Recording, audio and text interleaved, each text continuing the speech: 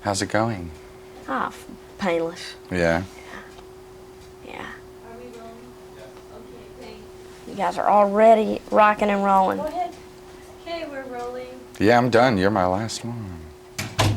You can start any time. Okay. Well, how'd you feel about the film after all is said and done? Well, I think that, it's always a real crapshoot how a movie's going to turn out because an actor has very little control. And usually I'm very grateful if I recognize the script that I read when I see it on the screen.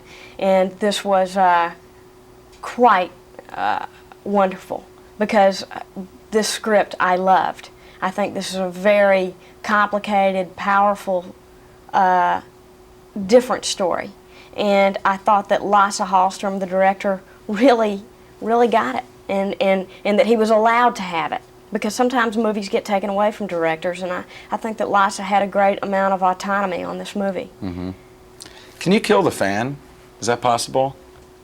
Because that audio is not going to be real fun for editing.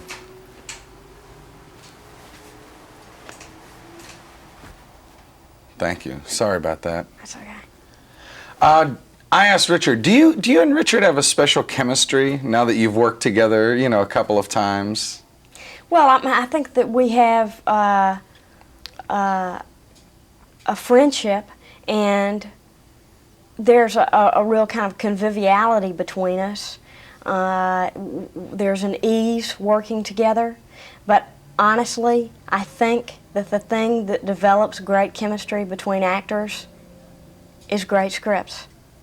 I really think that's the biggest part of the deal. Mm-hmm. And I think that Once Around is an extraordinary piece of writing. Was it hard to get that Boston accent? It was time-consuming more than it was, on the difficulty level, I think it's difficult because people are not familiar with the dialect. The only reference point they really have to it is with the Kennedys, and that's a very specific Boston sound. So people, I think, think it's New York. They relate it to New York, and in fact, it's very different. But it was something that I spent a couple of 2.5 months on before we started shooting so that I could be confident about it, because it is almost antithetical to a Southern dialect. Mm-hmm. So, everything was changed.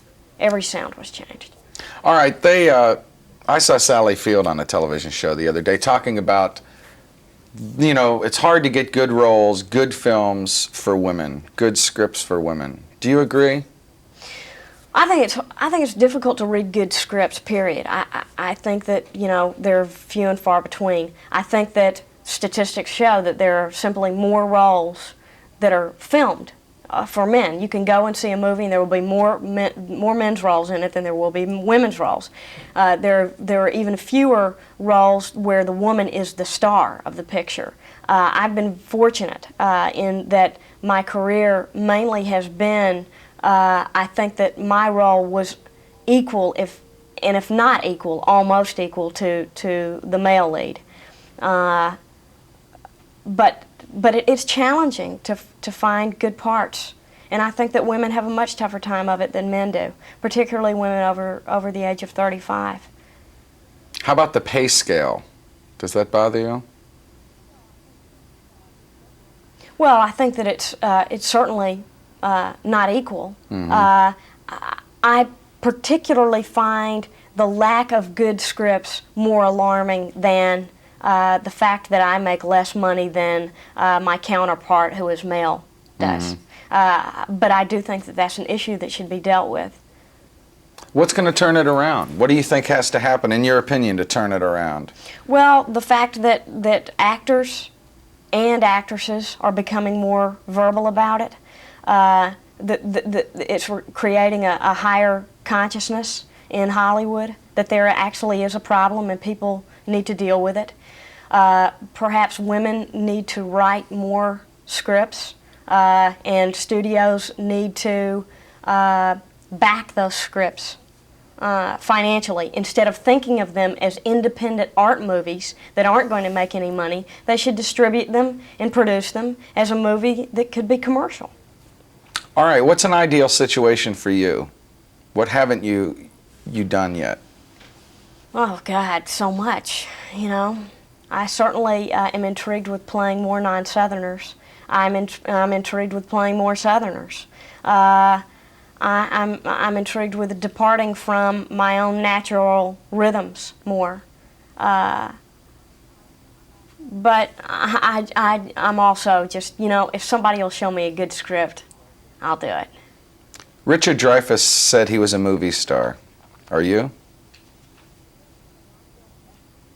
It's interesting. I feel that that's not for me to decide. That is, movie stardom can be a very personal thing that a viewer has to an actor when they're looking at them, that they imbue that person with movie stardom. And it's also a manifestation of the power of Hollywood, and it's a manifestation of the power of critics. So I leave that up to the public. I think some actors wear it well. I don't tend to really make an opinion about that for myself. Okay. Thank you. Thanks, Holly. It's a pleasure. Interesting questions.